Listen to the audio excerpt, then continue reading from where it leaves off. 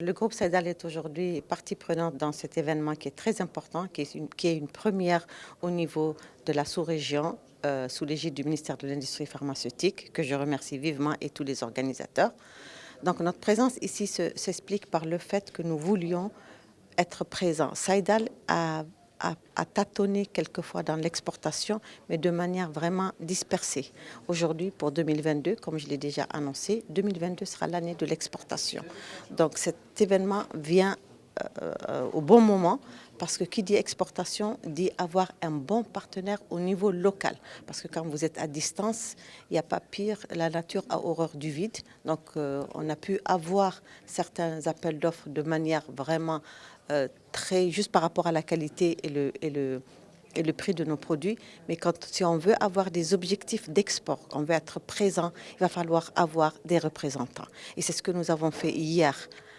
J'étais moins absente, mais en présence du monsieur le ministre, avec ma collaboratrice qui a signé à ma place, puisque j'étais absente, j'étais sur une autre mission, avec un premier partenaire ici au niveau du Sénégal qui va faire toutes les étapes, à savoir l'enregistrement du produit, la promotion et la distribution. Tout ça dans un seul contrat, donc qui a été signé hier.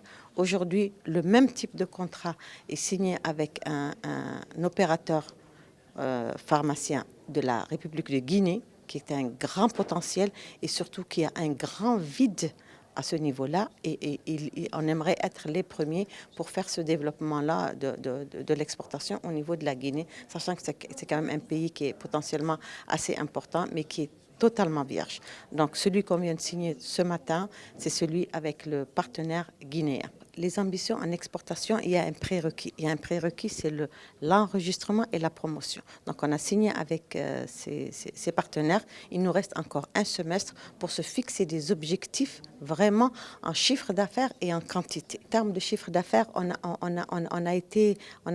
a voulu être ambitieux, mais sachant que l'étape enregistrement est très importante, on a revu nos ambitions un peu à la baisse par rapport à 2022 pour bien préparer 2023. Donc 2021, si on arrive à avoir $1 million entre enregistrement et produits finis, ce sera déjà un grand défi pour bien préparer 2022. Et là, pour 2022, ça pourra ça va être aussi une étape qui nous permettra de savoir quels sont les pays sur lesquels on va le plus compter.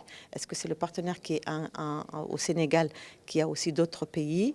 Est-ce que c'est le partenaire qui est en Guinée, qui lui, sur un terrain propice et vierge, ou ce sera même un autre partenaire mauritanien avec lequel on est en train de discuter et qui voulait lui aussi venir, j'espère qu'il sera prêt d'ici 2 jours, pour venir signer ici. Alors, comme si vous voulez, on va les mettre en concurrence pour la première année, et après, comme on dit en arabe, tag alam tag, celui qui sera le plus potentiel, le plus important en chiffre d'affaires, on pourra continuer avec lui, bien sûr sans négliger les autres, parce qu'il ne faut pas mettre tous ses œufs dans le même panier et disperser ses partenaires.